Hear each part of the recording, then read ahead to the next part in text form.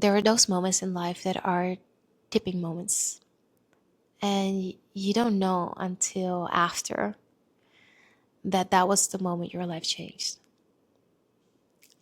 I remember walking in the office completely oblivious, and as I sat down, my manager called me in. He just came back from a trip with our partner manager. They were in London to discuss a big deal that I closed earlier. The problem with that deal was, even though it was closed, our partner didn't pay the invoice. And so my director and partner manager went there to visit the partner. And he told me what happened. He said, we discussed with the partner that instead of the enterprise deal that you sold, we're going to create 4 separate small business deals. And then he said, okay, well, you're not a small business rep. You're the enterprise sales manager. After the credit note that you made last night and the small business orders that you processed, they're not going to be under your name. They're going to go to the small business rep. I'm like, what? Like, what are you saying? I worked like a whole year on that deal, and everybody's winning. And now even a small business rep who had nothing to do with this deal gets paid. Yet I'm the one doing the work, and I'm not being compensated. But it wasn't until April when we had our quarterly meeting, and my director was putting in the spotlight the small business rep for over exceeding his target. And the things that he said, and also completely disregarding what happened, really made me stood up and be like, guys, are we really doing this?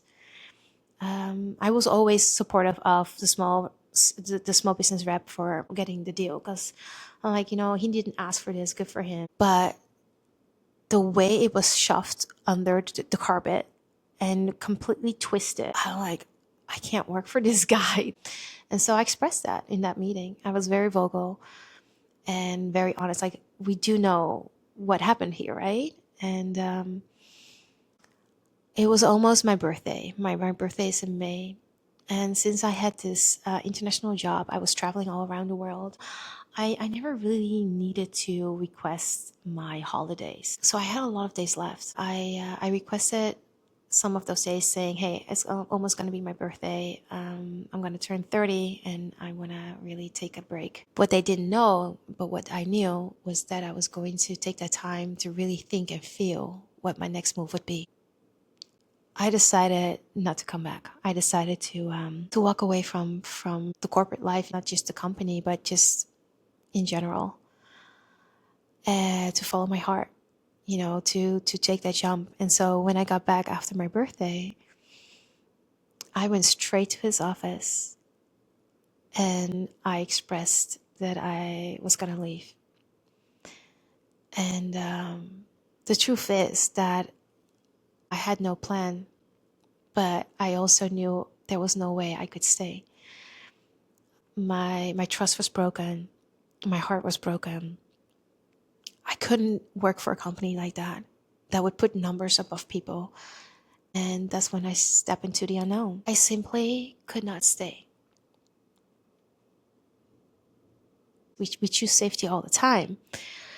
But in that crucial moment in life, there was something that was so much more important than safety. It was to be true to myself. It was to follow my heart. I didn't leave because it was easy. I left because staying would have cost me myself. Where are you staying, which is costing yourself? This could be a relationship. This could be a financial situationship. This could be a business, a company you work for. When you know it's time to make a new decision, but you don't know how, you can book a session with me, the breakthrough session.